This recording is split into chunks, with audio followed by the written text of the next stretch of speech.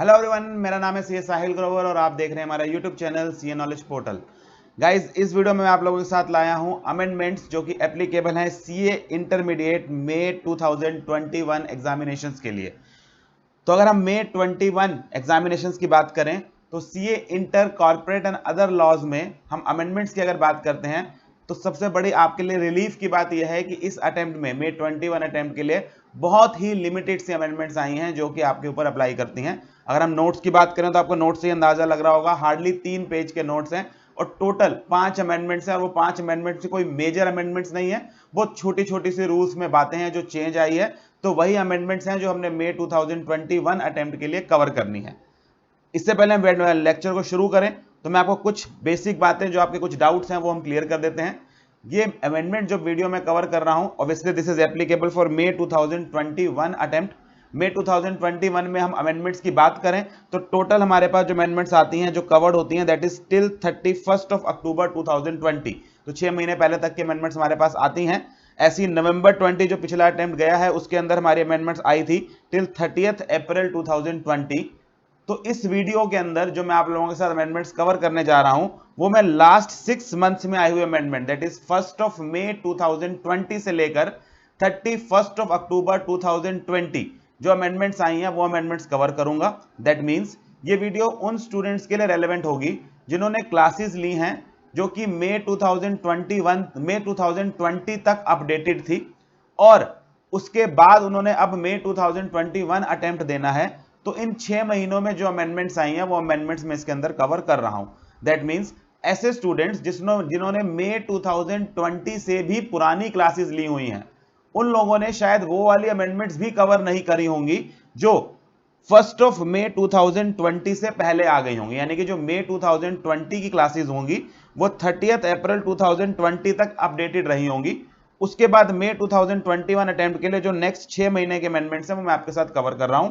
अगर आपने इससे पहले के अमेंडमेंट्स भी नहीं करी हुई हैं तो ऑब्वियसली हम लोगों ने नवंबर 2020 और मई 2020 यानी कि इससे पिछले जो 2 अटेम्प्ट थे उनके लिए भी अमेंडमेंट वीडियोस इशू की थी। नवंबर 2020 के अंदर 1 नवंबर 2019 से 30 अप्रैल 2020 तक की अमेंडमेंट रही थी। ऐसी मई 2020 की अमेंडमेंट वीडियो में 1 मई 2019 से लेकर 31 अक्टूबर 2019 तक की रही थी। अक्सर इससे ज्यादा पुराना बच्चा नहीं होगा कोई जो मई 2021 के पेपर में बैठ रहा होगा। तो अगेन इस केविएट के साथ कि मैं सिर्फ लास्ट 6 मंथ्स की अमेंडमेंट कवर कर रहा हूं।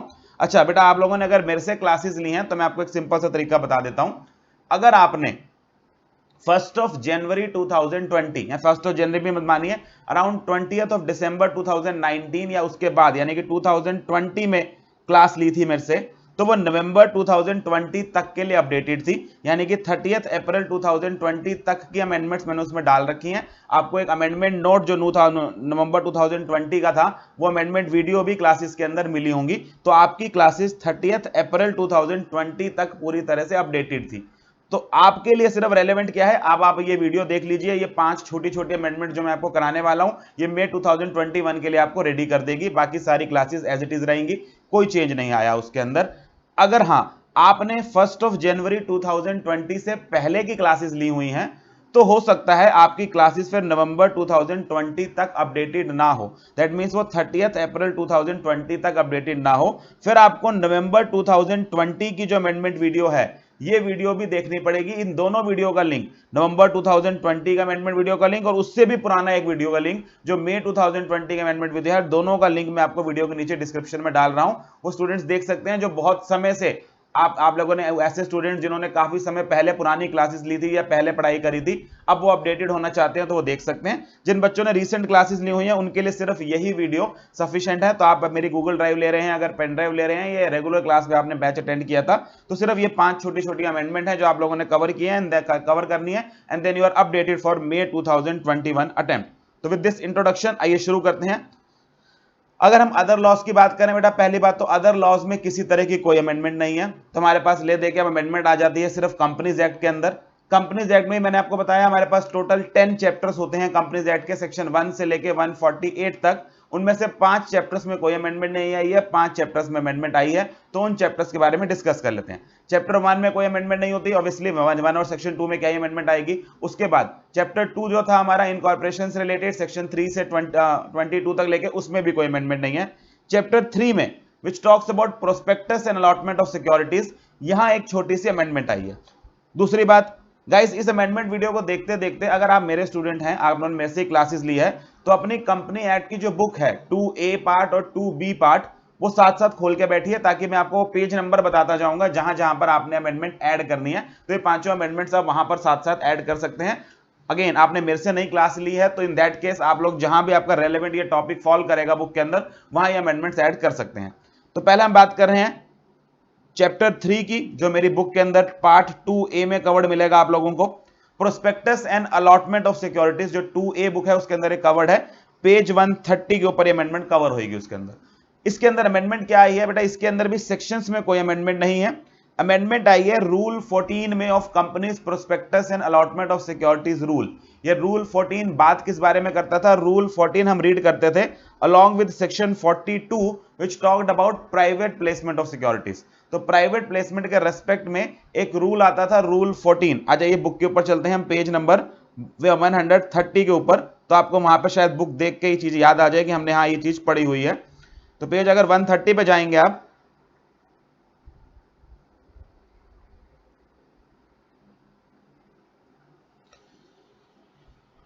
तो पेज 129 पर, इनफैक्ट 130 पे भी नहीं, आपको रूल 14 मिलेगा प्राइवेट प्लेसमेंट से रिलेटेड। प्राइवेट प्लेसमेंट के बारे में हम पढ़ के आए थे कि कंपनी स्पेसिफाइड पर्संस को अपनी सिक्योरिटीज ऑफर करती है।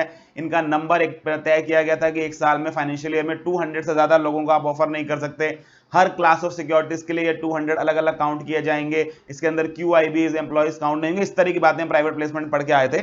उसमें एक रूल आया था, रूल 14, और उसका पहला सब रूल जो था, रूल 14 का पहला रूल जो सब रूल जो था, उसमें यह बात कही गई थी कि आपको अगर कोई प्राइवेट प्लेसमेंट करनी है तो उसके लिए स्पेशल रेजोल्यूशन चाहिए होगा फॉर ईच ऑफर और इनविटेशन टू ऑफर, यानी कि इसको अप्रूव करवाना चाहिए होगा बाय अ स्पेशल रेजोल्यूशन। उसके बाद नीचे इसके 3 प्रोवाइजो थे। पहला प्रोवाइजो ये कहता था कि क्योंकि आपने नोटिस भेजा होगा स्पेशल रेजोल्यूशन के लिए, उसके एक्सप्लेनेटरी स्टेटमेंट में क्या कुछ लिखना है।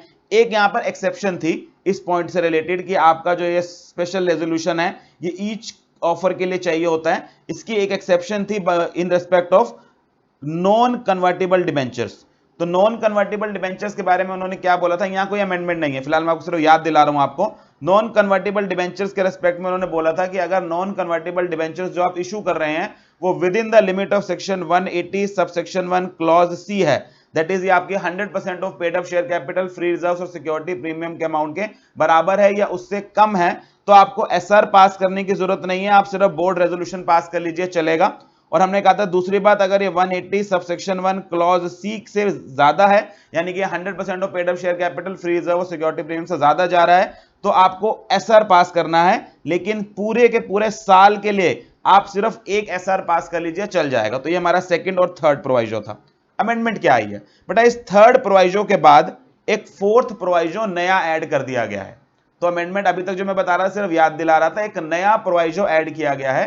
वो प्रोवाइजो ऐड किया गया है with respect to private placement of securities to qualified institutional buyers. QIBs को अगर आप सिक्योरिटीज इशू करेंगे तो एक अमेंडमेंट डाली गई है। देखें क्या कहता है, इन रूल 14 सब rule 1 after the third proviso, मैंने आपको बता दिया 3 प्रोवाइजो तक तो नॉन कन्वर्टेबल डिबेंचर्स की बात कर रहे थे हम। The following fourth proviso shell be inserted. क्या कहता है, provided also that in case of offer or invitation of any securities to QIBs, it shall be sufficient if the company passes a previous special resolution only once in a year for all the allotments to such buyers during the year। क्या बात है sir, इसमें वही बात लिखी हुई है जो ऊपर डिबेंचर्स के रेस्पेक्ट में थी। इस केस में हमने कहा जी, अगर आप QIBs को प्राइवेट प्लेसमेंट कर रहे हैं, फिर आप किसी भी तरह की सिक्योरिटी की कर रहे हो, इक्विटी की, प्रेफरेंस की, डिबेंचर्स की, यहां सिक्योरिटी स्पेसिफिक बात नहीं हो रही, QIBs को अगर हम प्राइवेट प्लेसमेंट कर रहे हैं तो इस केस में पूरे साल में जो हम अलॉटमेंट करेंगे उसके लिए एक सिंगल स्पेशल रेजोल्यूशन पास कर सकते हैं,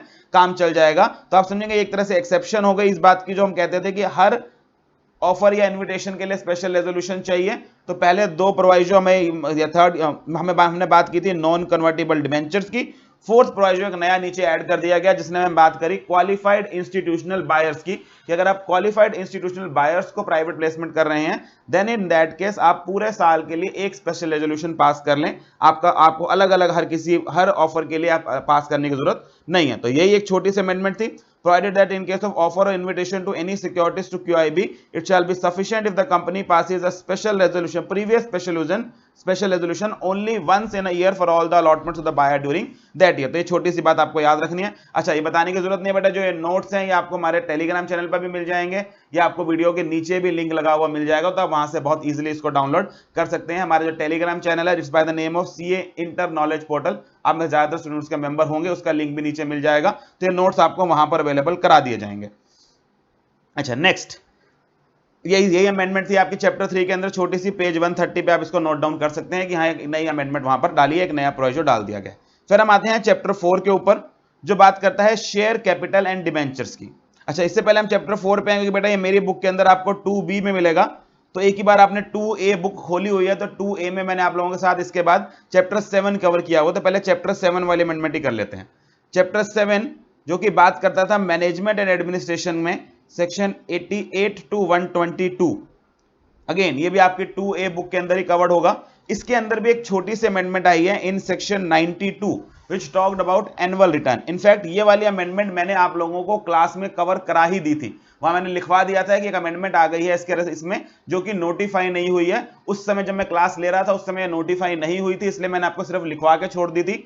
अब ये नोटिफाई हो गई है, यानी कि ये एक्ट का पार्ट बन चुकी है। क्या है ये 92 में अमेंडमेंट? 92 में एक सबसेक्शन था 92 सबसेक्शन 3 जो कि बात करता था एक एक्सट्रैक्ट ऑफ एनुअल रिटर्न की। अगर आपको एनुअल रिटर्न का थोड़ा सा सेक्शन याद है तो हर कंपनी को एक एनुअल रिटर्न फाइल करनी होती थी MGT 7 में। कुछ कंपनियां, बड़ी कंपनियां, लिस्टेड कंपनियां जिनकी paid up share capital turnover prescribed limit से ज्यादा है, उनको एक सर्टिफिकेशन कराना होता था MGT 8 में। MGT 7 में आपकी रिटर्न जाती थी, MGT 8 में सर्टिफिकेशन होता था। और 92 सबसेक्शन 3 क्या कहता था कि एक एक्सट्रैक्ट ऑफ एनुअल रिटर्न बनानी है इन MGT 9, और इसको आपने अपनी बोर्ड रिपोर्ट में देना है, जो बोर्ड रिपोर्ट 134 में बनाई जाती है। ये मैंने वहां पर उस समय भी आपको बताया था कि इसके रिस्पेक्ट में एक अमेंडमेंट आई है। पेज नंबर 158 पर आ जाइए अपने बुक के अंदर, यहां पर आपको ये अमेंडमेंट मिल जाएगी। अगेन आप मेरी बुक से फॉलो नहीं कर रहे हैं तो जिस बुक में भी आपने एनुअल रिटर्न का टॉपिक खोल लीजिए, वहां आपको एक सेक्शन मिलेगा सेक्शन 92 सबसेक्शन 3 में आ जाइए। 92 सबसेक्शन 3 देखिए, मैंने आपको वहीं पर नोट डाउन भी कराया होगा। एक्सट्रैक्ट ऑफ एनुअल रिटर्न, हमने कहा था कि एक extract of annual return preparer करनी होती है प्रिस्क्राइब्ड फॉर्म में, और उसको बोर्ड रिपोर्ट का पार्ट बना होता है। मैंने कुछ कटवा के साथ में लिखवाया था, every company shall place a copy of the annual return on the website if any, and the website link of such annual return shall be disclosed in the board report. तो अमेंडमेंट क्या आई थी कि अब से आपको MGT 9 में अलग से एक्सट्रैक्ट बनाने की जरूरत नहीं है। आप क्या कीजिए, कंपनी अपनी वेबसाइट पर डाल दे अपनी ये कह सकते हैं एनुअल रिपोर्ट, और उस वेबसाइट का जो लिंक है उसको अपनी बोर्ड रिपोर्ट के अंदर दिखा दो। तो हर कंपनी अपनी एनुअल रिटर्न की कॉपी वेबसाइट पर डाले और अपनी उस वेबसाइट का लिंक किस पर डाल दे, या उसका लिंक जहां पर एनुअल रिटर्न है उसका URL या उसका लिंक कहां डाल दे, बोर्ड रिपोर्ट में। तो मैंने आपको बताया था उस समय अमेंडमेंट आ गई थी, नोटिफाई नहीं होती, अभी अमेंडमेंट नोटिफाई हो गई है। तो बस इतना सा चेंज है, मैंने पहले ही लिखवाया हुआ था।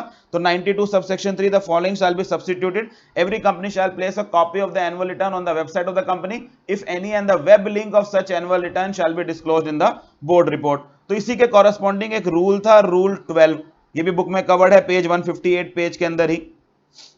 रूल 12 नीचे आएंगे तो यहां मिलेगा आपको, ये रहा rule 12, extract of annual return rule 12। पहले ये क्या कहता था कि extract of annual return MGT 9 में होना चाहिए। अब इसलिए इनके नीचे इन्होंने क्लैरिफिकेशन इशू कर दिया कि क्योंकि MGT 9 बनाने की जरूरत नहीं है, इन्होंने क्या लिख कर दिया, provided that a company shall not be required to attach the extract of annual return with the board report in MGT 9 in case the web link of such annual return has been disclosed in the board report in accordance with subsection 3 of section 92। तो अब आपको MGT 9 में बनाने की जरूरत नहीं है, अगर आप अपने वेबसाइट पर डाल देते हैं और उसका लिंक बोर्ड रिपोर्ट के अंदर डाल देते हैं तो सिर्फ उससे कॉरेस्पॉन्डिंग जो रूल था वहां भी चेंज किया गया। तो 158 में जो आपने ये नीचे लिखा हुआ है, इसके नीचे प्रोवाइडेड करके आप ये बात लिख सकते हैं जो मैंने आपको यहाँ पर लिखी, कि हमने ये बात ऐड कर दिया कि अगर एक कंपनी वेब लिंक अपनी वेबसाइट पर डाल देती है एनुअल रिटर्न, उसका लिंक वेब्स अपनी बोर्ड रिपोर्ट में डाल देती है, तो उस केस में एमजीटी 9 बनाने की जरूरत नहीं पड़ेगी। तो ये हमारी सेकंड अमेंडमेंट पूरी हुई, which talked about management and administration. और यहां पर 2A बुक में बस 2 ही अमेंडमेंट थी, दोनों अमेंडमेंट मैंने आपको कवर करा दी। प्रोस्पेक्टस एंड अलॉटमेंट की ऑफ सिक्योरिटीज में आपका पेज 130 पे अमेंडमेंट आया, आपका एक नया प्रोविजो डाला गया। और ऐसे ही मैनेजमेंट एंड एडमिनिस्ट्रेशन के अंदर एक अमेंडमेंट आई with respect to annual return, section 92 subsection 3। 2A आपका जो कंपनी एक्ट का पार्ट था वो पूरा हो गया। अब आ जाते हैं बाकी चैप्टर्स के ऊपर जो 2B में कवर्ड है। सबसे पहले हम बात करते हैं 2B में कवर्ड है chapter 4 which talked about share capital and debentures. Share capital and debentures chapters के बारे में बात करें, इसके अमेंडमेंट्स की अगर हम कोशिश करें तो 43 सेक्शन से लेकर बेटा 72 तक जाता था यह सेक्शन। इसकी भी अगर हम अमेंडमेंट की बात करें तो सिर्फ लास्ट सेक्शन जो है section 72 which talked about section 71 जो टॉक्ड अबाउट डिबेंचर्स, उसके अंदर भी अमेंडमेंट नहीं आई। उसके रिस्पेक्ट में रूल होते थे, रूल 18, उसके अंदर अमेंडमेंट आई है। तो मैंने आपको कहा था ज्यादातर अमेंडमेंट रूल्स में आई हैं इस बार। तो rule 18 which talked about debentures, debentures में भी वेरी स्पेसिफिकली हम बात करते थे of A point called DRR, debenture redemption reserve और डिबेंचर रिडेम्पशन इन्वेस्टमेंट। उनमें से कुछ कंपनियों को कुछ इन्वेस्टमेंट करनी होती थी, उसके रेस्पेक्ट में रूल 18 बात करता था। रूल 18 सब रूल 7 उसके अंदर अमेंडमेंट आई है। अब प्रॉब्लम क्या है कि अगर मैं डायरेक्टली आपको अमेंडमेंट की तरफ ले जाऊंगा तो आपको अमेंडमेंट समझ नहीं आएगी। तो पहले मैं फटाफट से आपको ये रूल 18 सब रूल 7 जो था रिवाइज करा देता हूं, फिर बताऊंगा अमेंडमेंट क्या थी, क्योंकि थोड़ा सा टेक्निकल भी था ये रूल कि डीआरआर किसको बनाना होता है, डीआरआई किसको बनाना होता है। तो इसको एक बार क्लिस्टर क्लियर कर देता हूं, उसमें छोटा सा चेंज आया है। आइए बुक के अंदर आइए 2B के अंदर, और आपका ये पेज नंबर फॉल करेगा बुक के अंदर 53। ये मैंने वहां भी लिखा हुआ है, पेज 53 या 54 पे आ जाइए, वहां पर आपको ये मिल जाएगा अपनी 2B बुक के अंदर। वहां क्या था, हमने बात की थी कि भैया हर कंपनी जिसने डिबेंचर इशू कर रखे हैं उसको डिबेंचर रिडेम्पशन रिजर्व बनाना पड़ेगा। ये क्रिएट किया जाएगा out of profits available for distribution as dividend. और साथ में फिर बताया गया था कि डीआर कितना कितना बनाना है। मैंने आपको बताया था सब रूल 7 में ये बात लिखी हुई है। डीआरआर बनाना किसको था, बनाना कितना है 10%, किसको बनाना है उसके लिए बहुत बड़ी लंबी चौड़ी लड़ाई थी, यानी कि बहुत कुछ समझना पड़ता था। उसको मैं शॉर्ट लिस्ट में आपको बताता हूं क्या थी कहानी। हमने क्या कहा था कि बहुत कम कंपनियों को डीआर बनाने को कहा गया था, सबके लिए यही लिखा गया था कि नहीं बनाना। लास्ट में एक समरी भी बनवा दूंगा। सबसे पहले उन्होंने बात की थी कि डीआरआर नहीं बनाना ऑल इंडिया फाइनेंशियल इंस्टीट्यूशंस ने और बैंकिंग कंपनी ने, और सेकेंडली डीआरआर नहीं बनाना या DRR in respect of public financial institutions जो कवर्ड है 272 में, उनको डीआरआर बनाना है as applicable to non banking financial companies. क्या बोला उन्होंने, ऑल इंडिया फाइनेंशियल इंस्टीट्यूशंस और बैंकिंग कंपनीज को डीआरआर नहीं बनाना, और अदर फाइनेंशियल इंस्टीट्यूशन जिनको हम पब्लिक फाइनेंशियल इंस्टीट्यूशन बोलते हैं, 2 क्लॉज 72 में हम डेफिनेशन ही पढ़ के आए थे, उनको डीआरआर बनाना है। जो नॉन बैंकिंग फाइनेंशियल कंपनीज को बनाना होता है सेम वैसा। यानी कि सर इसके लिए पता करना पड़ेगा नॉन बैंकिंग फाइनेंशियल कंपनीज को कितना बनाना पड़ता है। आप आगे पढ़ेंगे कि नॉन बैंकिंग फाइनेंशियल कंपनी को कुछ बनाना ही नहीं होता। तो समरी हमारे पास अभी से क्या तैयार हो गई कि ऑल इंडिया फाइनेंशियल इंस्टीट्यूशंस है या बैंकिंग कंपनीज हैं या पब्लिक फाइनेंशियल इंस्टीट्यूशंस हैं, इन तीनों को तो डीआरआर बनाना ही नहीं होता। तो मैंने एक ना समरी बना दी है आपके इसके नीचे, ये आप भी चाहें तो ये समरी बना सकते हैं कि हमारे पास क्या है, डीआरआर किस किस को नहीं बनाना और डीआरआई किस किस को बनाना है, इसकी एक समरी तैयार कर लेंगे हम। ये अमेंडेड समरी है। फिलहाल मैंने कितना कवर कराया कि ऑल इंडिया फाइनेंशियल इंस्टीट्यूशंस हो, बैंकिंग कंपनी हो या पब्लिक फाइनेंशियल इंस्टीट्यूशंस हो, 2 क्लॉज 72 ने तीनों ने डीआरआर नहीं बनाना। उसके बाद अगर आप बात करेंगे तो उसके बाद बेटा बाकी कंपनीज के रेस्पेक्ट में, अदर कंपनीज के रेस्पेक्ट में, यानी कि all India banking financial institutions और ये पब्लिक फाइनेंशियल छोड़कर जो बाकी कंपनियां बच गई, उनको ये डिवाइड कर देता है लिस्टेड कंपनी में और अनलिस्टेड कंपनी में। बाकी बची हुई जो कंपनी है वो लिस्टेड है या अनलिस्टेड है, इस बात पे जाएगा। इसके रेस्पेक्ट में, इन तीन के रेस्पेक्ट में, लिस्टेड हो या अनलिस्टेड हो हार्डली मैटर्स, डीआरआर नहीं बनाना। इनके रेस्पेक्ट में, बाकी कंपनियों के रेस्पेक्ट में आपको देखना है कि आप लिस्टेड कंपनी है। अगर आप लिस्टेड कंपनी है तो फिर आपको देखना है आप पब्लिक इशू ला रहे हैं या प्राइवेट प्लेसमेंट ला रहे हैं।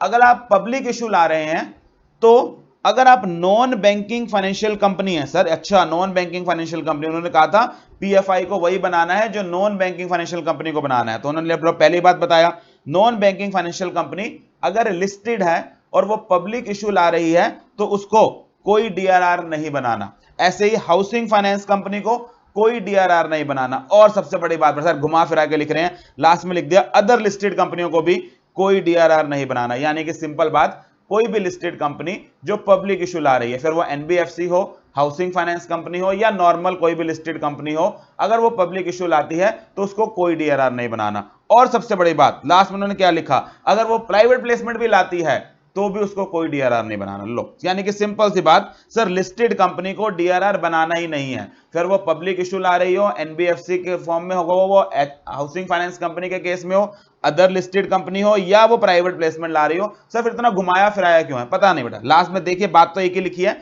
कि अदर लिस्टेड कंपनी, आपके अदर कंपनीज में अगर आप लिस्टेड कंपनी है तो आपको डीआरआर नहीं बनाना। इसको एक बार बुक में से देख लेते हैं। अभी तो सर अमेंडमेंट नहीं कवर करा रहा, अभी तो पुराना याद करा रहा हूं कि आप लोग भूल चुके होंगे।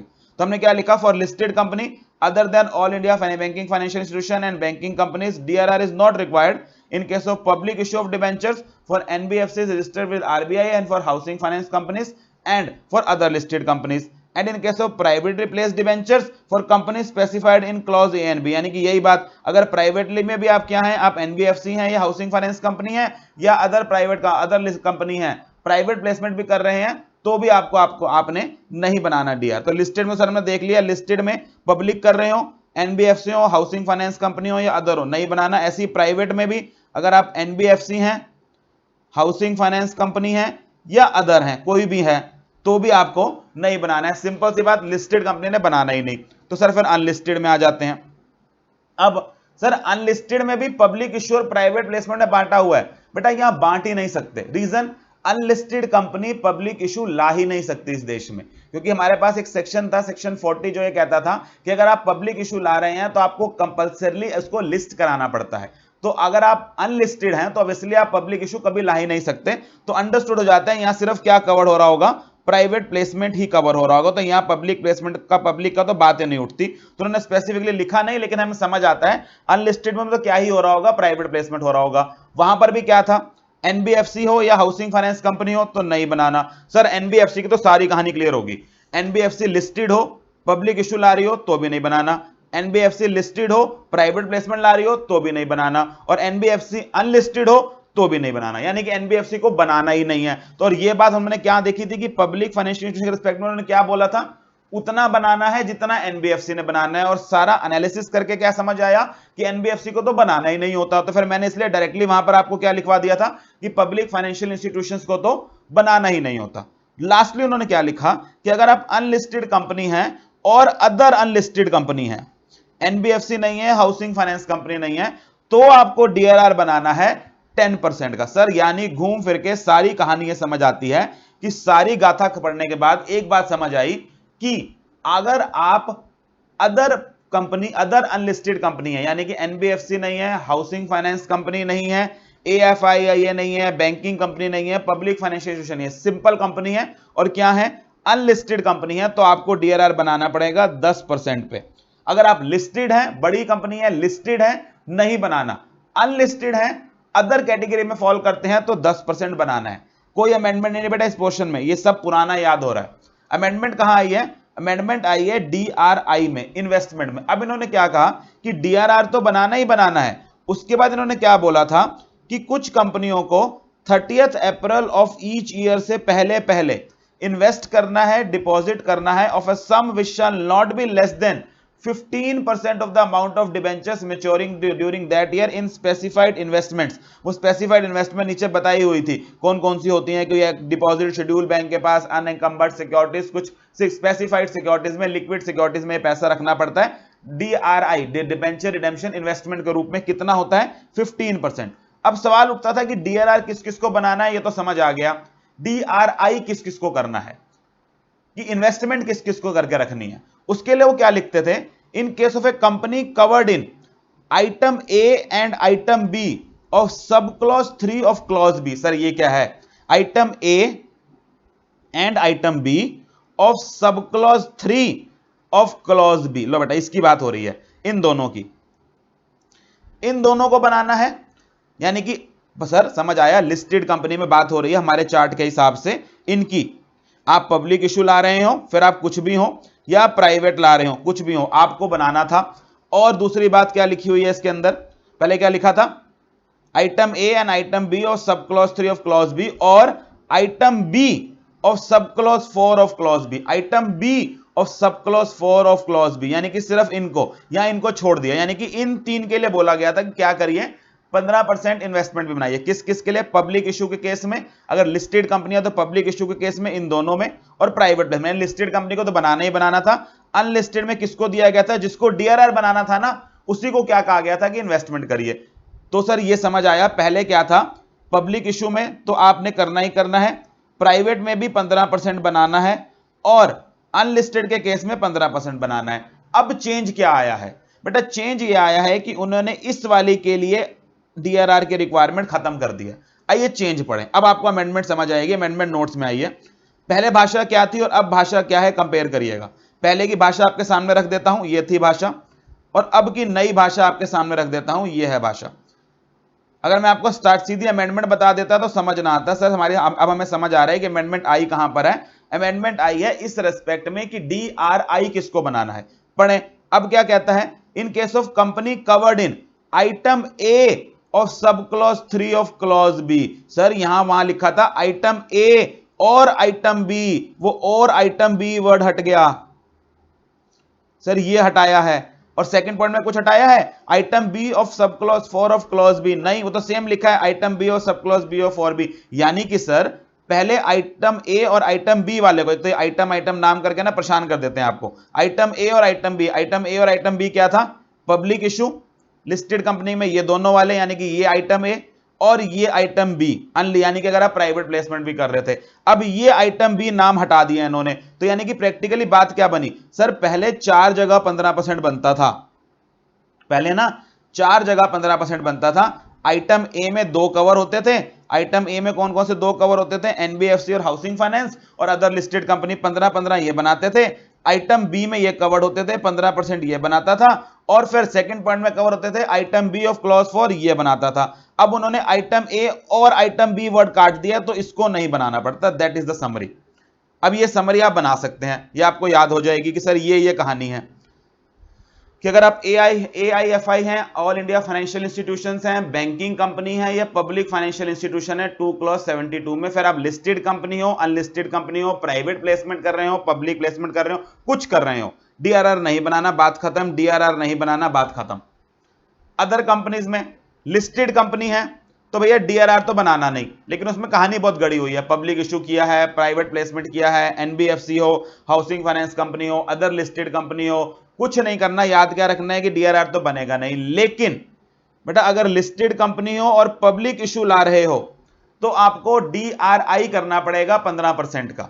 हां, प्राइवेट प्लेसमेंट ला रहे हो तो अमेंडमेंट के बाद अब आपको यहां नहीं करना पड़ेगा, पहले यहां भी करना पड़ता था। अनलिस्टेड में पहले भी यह बोला गया था कि एनबीएफसी को और हाउसिंग फाइनेंस कंपनी को नहीं करना, अदर्स को करना है। अभी भी वो कहानी बनी आ रही है, तो अमेंडमेंट समझ आ जाती है हम लोगों को। चलिए इसको हम समराइज कर चुके हैं, आगे इस अमेंडमेंट को खत्म करते हैं। ये हमारी अमेंडमेंट खत्म हुई, which talked about share capital and debentures. Page 54 पे चेंज था, सिर्फ वो आइटम बी वर्ड कटा है, उसकी वजह से मुझे पूरी कहानी आप लोगों को दोबारा बतानी पड़ गई। अमेंडमेंट बहुत छोटी सी थी, लेकिन आप सुनिए बेटा खास पेपर के लिए इंपॉर्टेंट भी नहीं है। पेपर में जनरली वो डीआरआर कौन बनाते हैं, ये लॉ के एग्जाम से ज्यादा अकाउंट्स में ज्यादा जरूरी होते हैं, जहां आपको डिबेंचर रिडेम्पशन में बनवा के दिखाएंगे, तो वहां ज्यादा है, लेकिन लॉ में पूछ सकता है, इसलिए मैंने आपको बता दिया कि यहां पर ये अमेंडमेंट आई है। नेक्स्ट अमेंडमेंट जो हमारे पास आई है, बहुत छोटी सी अमेंडमेंट, अगेन वो हमारे पास आई है, acceptance of deposit by companies, chapter 5 acceptance of deposit by company, page number 80 आपका बुक के अंदर था। क्या अमेंडमेंट क्या आई है सर? इन रूल 2 सब rule 1 club rule 3 clause 17 for the words 5 years 10 years साल भी सब्सिट्यूट, यानी कि सर कहीं पर कुछ शब्द थे 5 साल लिखा हुआ था, उस टाइम को बढ़ा के 10 साल किया गया है। ऐसे ही रूल 3 सब रूल 3 में भी कहीं पे वर्ड्स 5 साल थे, बढ़ा के 10 साल किए गए हैं। सर ये कौन सी जगह है जहां पर डिपॉजिट के अंदर वर्ड 5 साल लिखा हुआ था, बढ़ा के 10 साल किया गया है? बेटा ये दोनों जगह मेंशन था स्टार्टअप कंपनी का। एक्चुअल में स्टार्टअप कंपनी जो हमारे इंडिया में थी, एक नोटिफिकेशन है department of industrial policy and promotion करके, DIPP करके एक ऑर्गेनाइजेशन है, जिसने स्टार्टअप कंपनीज के रेस्पेक्ट में एक नोटिफिकेशन निकाल के उनको डिफाइन किया था। और ये नोटिफिकेशन क्या कहती थी कि जिस दिन स्टार्टअप कंपनी बनती है उसके 5 साल तक उसको कुछ बेनिफिट मिलते हैं। तो ये नोटिफिकेशन आया हुआ था department of industrial policy and promotion का 2016 में पुराना, अब एक नया नोटिफिकेशन आया 2019 में, जिसने 5 साल के समय को बढ़ा के हर जगह 10 साल कर दिया, यानी कि स्टार्टअप कंपनी को बेनिफिट्स मिलते रहेंगे 10 साल तक। तो उसके कॉरेस्पॉन्डिंग कंपनी एक्ट में भी कई जगह स्टार्टअप के लिए कुछ बेनिफिट्स लिखे हुए थे for 5 years from the date of its incorporation. उस 5 साल को बदल बदल के हर जगह क्या किया गया है, 10 साल। और ये 2 जगह अमेंडमेंट क्रिएट हुई है इसकी वजह से आपके डिपॉजिट्स वाले चैप्टर के अंदर। आइए देखें, पहली डिपॉजिट वाले चैप्टर में अमेंडमेंट हुई है on page number 80। Page number 80 पे अगर आ जाएंगे तो वहां डिपॉजिट्स की डेफिनेशन थी, जहां मैंने देखा था कि डिपॉजिट की डेफिनेशन तो थी जी बहुत वाइड। उन्होंने क्या बोला था, हर तरह का सम जो कंपनी लेके आती है, पैसा लेती है, वो डिपॉजिट होता है, एक्सेप्ट वो 19 आइटम्स जो रूल 2 में लिखी हुई हैं। रूल 2 में बेटा एक एक्सक्लूजन लिस्ट थी कि इस पैसे को ये कंपनी के पास आता है तो उसको डिपॉजिट नहीं माना जाता। उसमें एक एंट्री थी 17, हमारी बुक में 18 थी क्योंकि मैंने बीच में एक एंट्री एक्स्ट्रा जो ए करके थी वहां पे मैंने उसका नंबर डाल दिया था, ये वाली एंट्री थी। इसमें क्या था, उन्होंने क्या बोला था कि अगर एक स्टार्टअप कंपनी पैसा रेस करती है ऑफ 25 lakhs और more by way of convertible note which is convertible into equity shares or repayable within a period of not exceeding 5 years from the date of issue in a single tranche from a person। यानी कि एक startup company 25 lakh या उससे ज्यादा का पैसा race करती है कन्वर्टिबल नोट के फॉर्म में। ऐसा कन्वर्टिबल नोट जो इक्विटी या इक्विटी शेयर में कन्वर्ट हो जाए या रीपे हो जाए with in a period of 5 years. इस 5 ईयर्स को बढ़ा के क्या किया गया है, 10 ईयर्स। ये चेंज आया है कि अब क्या है, आपने कोई रीपेबल का टाइम नॉट एक्सीडिंग 10 ईयर्स तक का कर दिया गया है, तो भी आपके पास से पैसा जो आप रेस करेंगे उसको डिपॉजिट मान लिया जाएगा। ये छोटी सी चेंज है। ये क्यों आया है, स्टार्टअप कंपनी की डेफिनेशन थी बेटा, मैंने आपको कहा था याद करने की जरूरत नहीं है, मैं सिर्फ एक जिक्र कर बता रहा हूं। स्टार्टअप कंपनी को हमने कैसे डिफाइन किया था, एक प्राइवेट कंपनी जो इनकॉर्पोरेट हुई है कंपनी एक्ट 2013 में 1956 में, जिसको रिकॉग्नाइज किया गया as per notification dated 17 February 2016 issued by department of industrial policy and promotion DIPP। अब मैंने क्या कहा बेटा, ये नोटिफिकेशन चेंज हो गई है, ये नोटिफिकेशन एक नई नोटिफिकेशन आ गई है इसकी जगह 19 फरवरी 2019 को। आपको नोटिफिकेशन की डेट याद रखने की जरूरत नहीं है, ना ही नंबर याद रखने की जरूरत है, आपको पता होना चाहिए स्टार्टअप इंडिया में बनते कैसे हैं इस नोटिफिकेशन के तहत। तो ये नोटिफिकेशन चेंज हुई है, इसलिए इसने 5 साल के टाइम को कम बढ़ा के क्या कर दिया है, 10 साल। और ऐसी ही एक अमेंडमेंट और आई इसी डिपॉजिट चैप्टर में। एक तो सर समझ आ गया कि ये मैंने वहां पॉइंट दे ही दिया आपको कि वो कहता था कि आपको ढूंढना ना पड़े, एनी अमाउंट ऑफ 25 lakhs और more received by a startup company by way of convertible note convertible into equity shares और repayable within a period of not exceeding 5 years, क्या हो गया 10 years from the date of issue in a single tranche from any person, इसको deposit नहीं माना जाएगा। Secondly एक rule 3 सब रूल 3 था जो बात करता था कि मैक्सिमम अमाउंट ऑफ डिपॉजिट्स कितना लिया जा सकता है। पहले वहीं चले जाते हैं, पेज 89 पर है ताकि थोड़ा सा याद भी हो जाएगा, रिवाइज भी हो जाएगा इसी टाइम इसी बहाने। 89 में मैंने आपको क्या बताया था, हम लोगों ने बेटा एक चार्ट बनाया था इसके लिए, अगर आप लोगों के पास याद बना हुआ हो तो। हमने कुछ इस तरह का चार्ट बनाया था, मैं आपको एक बार चार्ट दिखाता हूं। वो ये देखिए, हमने कुछ इस तरह का चार्ट बनाया था कि प्रोविजंस कंटेन्ड इन रूल्स। जब मैंने आपको डिपॉजिट चैप्टर पढ़ाया था तो हमने कुछ इस तरह का बनाया होगा कि एक कंपनी है, उसको अगर डिपॉजिट एक्सेप्ट करने हैं तो मेंबर से कर सकती है, अगर पब्लिक से करना है, नॉन मेंबर से करना है तो उसकी अलग कंडीशंस थी। हमने कंडीशंस पढ़ी थी 73 सबसेक्शन 2 की। फिर हम आए थे एक रूल 3 में जहां हमने बात की थी मैक्सिमम अमाउंट ऑफ डिपॉजिट्स। क्यों, यहां मैंने आपको बताया था कि अगर आप इनएलिजिबल कंपनी है यानी एलिजिबल कंपनी कैटेगरी में आप फॉल नहीं करते, आप 76 की बात नहीं कर रहे, तो आप इनएलिजिबल कंपनी है तो आप मेंबर से डिपॉजिट लेंगे 73 के अंदर। और अगर आप नॉर्मल लिमिट क्या है, 35% of paid up share capital, free reserve और सिक्योरिटी प्रीमियम के बराबर लेना होता है। लेकिन अगर आप प्राइवेट कंपनी है तो आप 100% of paid up share capital, free reserve और सिक्योरिटी प्रीमियम के बराबर ले सकते हैं। और अगर आप प्राइवेट में भी एक स्पेसिफाइड प्राइवेट कंपनी है तो आपके ऊपर कोई लिमिट नहीं है। और ये स्पेसिफाइड प्राइवेट प्राइवेट कंपनी क्या होती है, इसके बारे में कुछ कंडीशंस थी। यहां अमेंडमेंट आई। अगर आप समझ, बहुत छोटी सी अमेंडमेंट है, हमने इससे पहले मैं आपको वहां ले जा रहा हूं कि अमेंडमेंट की जरूरत क्यों पड़ी है, कहां आई है अमेंडमेंट। कि नहीं लीजिए, हमने देखा था कि अगर आप नॉर्मल कंपनी है तो 35% of paid up share capital, free reserve या सिक्योरिटी प्रीमियम अमाउंट के बराबर बना सकते हैं।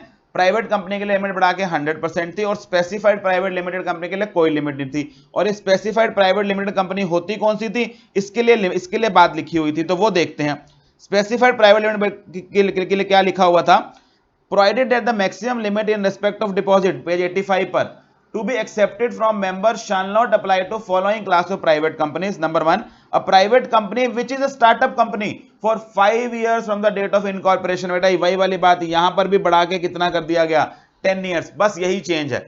तो स्टार्टअप के बारे में दो जगह मेंशन था, 5 years लिखा हुआ था, उसको बढ़ा के कितना कर दिया गया है, 10 years। अभी भी बेटा इस चैप्टर में एक जगह ऐसी है जब प्राइवेट स्टार्टअप कंपनी का जिक्र है, लेकिन वहां ना 5 को अभी भी 5 छोड़ दिया गया है। जब आप पढ़ेंगे आपको ये शायद में बाद में ये प्रॉब्लम आए, दो जगह चेंज कर दिया गया है, एक मैक्सिमम अमाउंट ऑफ डिपॉजिट्स के केस में, एक स्टार्टिंग में डेफिनेशन के केस में, जहां उन्होंने बताया कि स्टार्टअप अगर सिंगल ट्रांच में पैसा लेता है तो वहां 10 साल कर दिया। लेकिन एक जगह और थी जहां सेक्शन 73 में आप 6 कंडीशंस पढ़ते थे जो आपको मेंबर से डिपॉजिट लेने के लिए लेना होता था, कि सर्कुलर आपको ये वाली 6 कंडीशंस पूरी करनी होती थी। इनके बारे में एक एक्सेप्शन लिखी हुई थी कि प्राइवेट कंपनी के केस में ये 6 कंडीशंस पूरी नहीं करनी होती, प्रोवाइडेड वो मेंबर से मनी ले रही हो not exceeding 100%, which is a startup company for 5 years from the date of incorporation. बेटा ये 5 अभी भी 5 ही है, इसको 10 नहीं किया, इसको 10 कर देना चाहिए था, ये शायद रह गया है उनसे करना, आने वाले टाइम में ये भी 10 कर दिया जाएगा। लेकिन ध्यान रखिएगा ये 73 के नीचे जो एग्जाम्पशन दी हुई है, यहां पर स्टार्टअप वर्ड के साथ 5 year ही लिखा हुआ है, इसको बढ़ा के 10 year नहीं किया गया। बाकी दो जगह 5 years को बढ़ा के 10 year कर दिया गया है। नंबर 1 जहां डेफिनेशन में हमने देखा, सेकेंडली हमने रूल 3 में देखा नीचे, जहां पर मैक्सिमम अमाउंट ऑफ डिपॉजिट जो आप एक्सेप्ट कर सकते हैं उसके अंदर भी 5 year को 10 year कर दिया गया। तो सिर्फ छोटी सी बात थी, बताना मुझे ज्यादा डिटेल में पड़ा कि कहां कहां चेंज आया है। पेज 80 पर एक चेंज है, 5 year से 10 year करना है, 89 में आपको ये 5 year से 10 year करना है, मैंने वो लैंग्वेज भी लिख दी जहां पर चेंज आया है। Provided further that the maximum limit in respect of deposit to be accepted from members shall not apply to following class of companies। यहाँ कोई लिमिट नहीं होती। A private company which is a startup company for 5 years, जगह word क्या हो गया, 10 years from the date of incorporation। Reason वही कि वो वेरी नोटिफिकेशन जिससे स्टार्टअप कंपनी को आप डिफाइन कर रहे थे, उस नोटिफिकेशन ने ही बेनिफिट्स कितने समय देना शुरू कर दिए, 10 years तक देने शुरू कर दिए। चलिए विद दिस ये अमेंडमेंट भी पूरी हुई। चैप्टर 6 में कोई अमेंडमेंट नहीं है चार्जेस के अंदर इस बार। 7 में मैनेजमेंट और एडमिनिस्ट्रेशन में 92 में अमेंडमेंट थी, मैंने करा दिया। 8 बात करता था डिविडेंड के बारे में, कोई अमेंडमेंट नहीं है। 9 में एक अमेंडमेंट है, 10 में अगेन कोई अमेंडमेंट नहीं है ऑडिटर्स के बारे में। तो आइए बात करते हैं इफेक्टिवली हमारी लास्ट अमेंडमेंट के बारे में जो आई है अकाउंट्स ऑफ कंपनी के अंदर। अकाउंट्स ऑफ कंपनी के अंदर हमारी अमेंडमेंट आई है और उसके अंदर हमारे पास सेक्शंस कवर होते थे, अगर आपको याद हो तो 129 से लेकर 138 सेक्शन तक हम लोग यहां पर कवर करते थे। इनफैक्ट 128 से लेकर 138 सेक्शन तक हम यहां पर कवर करते थे इसके अंदर। तो यहां पर अमेंडमेंट आई है विद रिस्पेक्ट टू सेक्शंस 135 जो बात करता था सीएसआर की। अगेन सेक्शन में चेंज नहीं आया, उसके साथ अगर आपको याद हो तो एक शेड्यूल 7 जुड़ा हुआ था जो बेसिकली ये बताता था कि किस किस एक्टिविटी में शेड्यूल 7 के हिसाब से आप पैसा डालें या लगाएं तो उसको सीएसआर एलिजिबल अमाउंट माना जाता है। शेड्यूल 7 में वो एक्टिविटीज बताई गई थी। वहां पर 2 आइटम में चेंज आया है, आइटम 6 और आइटम 9, यानी कि कुछ नया ऐड किया गया है। वहां पर उन पैसा को अगर हम इन जगहों पर भी डालते हैं, आप यहां भी खर्च करते हैं तो सीएसआर माना जाएगा। ये शेड्यूल 7 हमारी बुक में दिया हुआ है पार्ट 2B में, पेज 179 के ऊपर। आ जाइए 179 के ऊपर।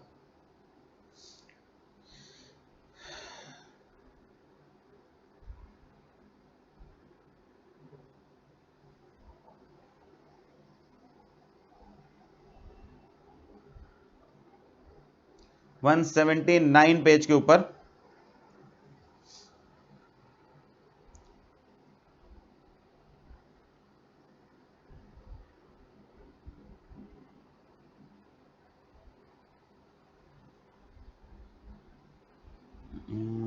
ये रहा 179 आपका शेड्यूल 7 कि क्या क्या एक्टिविटीज हैं जहां आप पैसा डाल सकते हैं।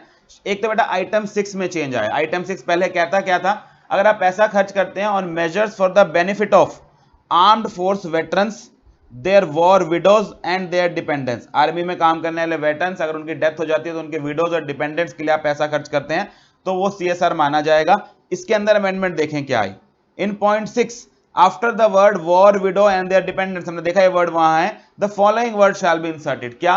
The words central armed police forces and central paramilitary forces veterans and their dependents including widow shall be inserted. यानी सर पहले सिर्फ आर्मी के लोग कवर थे, अब क्या लिखा गया है कि even central armed police forces CAPF और सेंट्रल पैरामिलिट्री फोर्सेस सीएमपीएफ, इनके वेटरन्स, इनके डिपेंडेंट्स या विडोज के ऊपर भी पैसा खर्च किया जाएगा। इनके लिए आप पैसा खर्च करेंगे तो वो भी सीएसआर माना जाएगा। तो सर एक अमेंडमेंट तो हमें समझ आई। यहाँ 6 के बाद में कुछ वर्ड्स ऐड कर दिए गए, ये वर्ड्स आप यहां से पढ़ कर देख के यहां ऐड कर सकते हैं। क्या क्या वर्ड डाले गए हैं? The word central armed police forces and central paramilitary forces CMPF veterans and their dependents including widow shall be inserted. एक आइटम 9 में चेंज आया है। सर आइटम 1 तो पहले ही हाईलाइटेड है, यहाँ पहले ही चेंज आया हुआ था। हाँ ये लास्ट टाइम भी अमेंडमेंट थी। अब इन्होंने कुछ नए वर्ड इसके अंदर ऐड किए। पहले क्या था कि incubators funded by central government, state government को फैसला दो, या कुछ पब्लिक फंडेड यूनिवर्सिटीज या कुछ नाम दिए हुए थे इंस्टीट्यूशंस के, IITs, national laboratories and autonomous bodies, department of atomic energy, department of research and development, यहाँ कुछ नए ऐड किए हैं। यानी कि बेटा ये पॉइंट 9 पूरा ही काट दिया, इसकी जगह एक नया पॉइंट 9 आया। कुछ नई, ज्यादातर बातें तो सेम ही है, कुछ 2-4 ऑर्गेनाइजेशन नई ऐड करी गई। पहले तो वहां लिखा था कंट्रीब्यूशन टू इनक्यूबेटर्स, यहां भी यही है कंट्रीब्यूशन टू इनक्यूबेटर्स, लेकिन आगे क्या लिख दिया? और research and development projects in the field of science, technology, engineering, medicine funded by central government, state government और public financial undertakings और any agency of central government और state government। तो समझ आता है सर, कंट्रीब्यूशन देना हो इनक्यूबेटर्स को या रिसर्च एंड डेवलपमेंट प्रोजेक्ट्स को जो दी गई है in the field of science, technology, engineering, funded by central government और स्टेट गवर्नमेंट, वहां पैसा दे सकते हैं। और यहाँ बेटा कुछ नई ऑर्गेनाइजेशन डाली गई, कुछ सेम है, कुछ नई डाल दी गई है। Contribution to public funded universities, IITs, national laboratories and autonomous body, ये सब सेम है पहले जैसा। Establish under department of atomic energy, department of biotechnology, बेटा ये नया है। Ministry of Ayurveda, Yoga, naturopathy, Unani, Siddha and homeopathy, बेटा ये ऑर्गेनाइजेशन बनी है। ऑल्टरनेटिव स्ट्रीम्स ऑफ मेडिसिन है जो एलोपैथी के अलावा, जिसमें आयुर्वेदा आ जाता है, योगा आ जाता है, होम्योपैथी, इनकी एक ऑर्गेनाइजेशन है आयुष करके, उसको भी अगर पैसा दिया जाएगा तो वो भी आपका कवर्ड होगा। Ministry of electronics and information technology, DRDO, तो कुछ ऑर्गेनाइजेशंस के नाम है, इनको अगर पैसा दिया जाता है तो ये भी आपका सीएसआर काउंट होगा। तो सिर्फ आइटम 9 में चेंज आया है, पुराना आइटम 9 मैंने पूरा ही काट दिया, उसकी जगह नया आइटम 9 आप लोग यहां से ये पढ़ सकते हैं। खास कुछ चेंज नहीं है, इसलिए मैंने आपको बता दिया कि आयुष नाम थोड़ा कॉमन है, कॉमनली मार्केट में यूज होता है, तो इसको दिया हुआ पैसा भी अब आप क्या मानेंगे? सीएसआर में मानेंगे। और एक लास्ट जो सीएसआर में अमेंडमेंट आई है वो अगेन फिर रूल्स में आई है। ये रूल्स क्या अमेंडमेंट आई है बेटा? सीएसआर पॉलिसी वर्ड को इन्होंने डिफाइन किया है, पहले भी डिफाइंड था, उसमें थोड़ा सा चेंज आया है। हमने बताया था कि हर कंपनी एक सीएसआर पॉलिसी बनाएगी जिसके तहत वो पैसा खर्च करेगी इन दोज एक्टिविटीज जो शेड्यूल 7 में मेंशन है। लेकिन हमने ये भी देखा था कि कुछ पैसा ऐसा होता है या कुछ एक्टिविटीज ऐसी होती हैं जिनके ऊपर अगर आप पैसा खर्च करते हैं तो वो सीएसआर नहीं मानी जाती। जैसे हमने पढ़ा था कि अगर आप कोई पैसा खर्च करते हैं for the exclusive benefit of employees, वो आपका सीएसआर नहीं होता। अगर आप पैसा देते हैं by contribution to political parties, वो सीएसआर नहीं होता। आप पैसा खर्च करते हैं आउटसाइड इंडिया, वो सीएसआर नहीं होता। आप पैसा खर्च करते हैं उन एक्टिविटीज पे जो आपका नॉर्मल कोर्स ऑफ बिजनेस है, वो सीएसआर नहीं होता।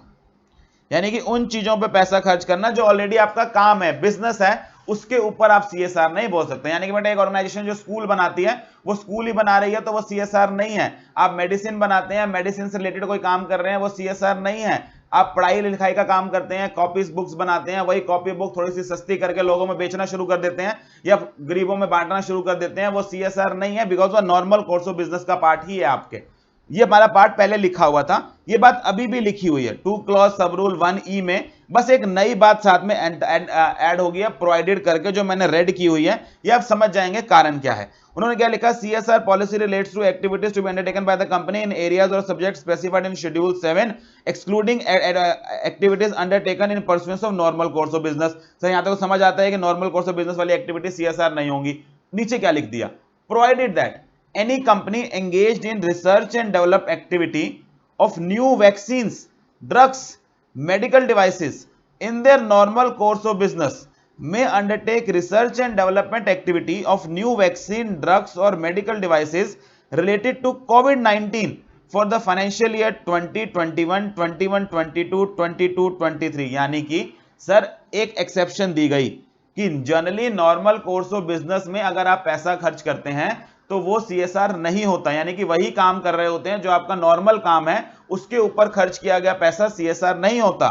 लेकिन प्रोवाइडेड करके कुछ बोला गया। हमने कहा जी अगर आप ऐसी कंपनी है जो वैक्सीन्स बनाती है, ड्रग्स बनाती है या मेडिकल डिवाइसेस बना रही है और आप अपने नॉर्मल कोर्स में ही रिसर्च एंड डेवलपमेंट कर रहे हैं क्योंकि आपका काम है, लेकिन ये R&D अगर कोविड-19 से रिलेटेड है, क्योंकि आप समझेंगे आजकल के टाइम के हिसाब से अमेंडमेंट आई है, तो 3 साल तक 2020, 21, 22 और 22-23 हम इस नॉर्मल कोर्स में किए हुए खर्चे को भी आपका CSR मान लेंगे। यानी कि बेटा कोई ऑर्गेनाइजेशन है, मान लीजिए एक्स करके एक कंपनी है, मार्केट में हमारे एक सीरम करके कंपनी है, अगर आप समझ रहे हो तो जो वैक्सीन बना रही है, उसके अंदर मान लिया उन्होंने रिसर्च करी अपने, आप समझिए आप आजकल सारा दिमाग किस बात पर लगा रहे होंगे कि कोविड-19 की वैक्सीन डेवलप की जाए क्योंकि मार्केट में सबसे ज्यादा डिमांड है। तो वो जो पैसा उसके ऊपर खर्च करते थे, यूजुअली अगर आप देखते हो तो क्योंकि वो नॉर्मल कोर्स ऑफ एक्टिविटी में काम कर रहे थे, वो CSR नहीं था।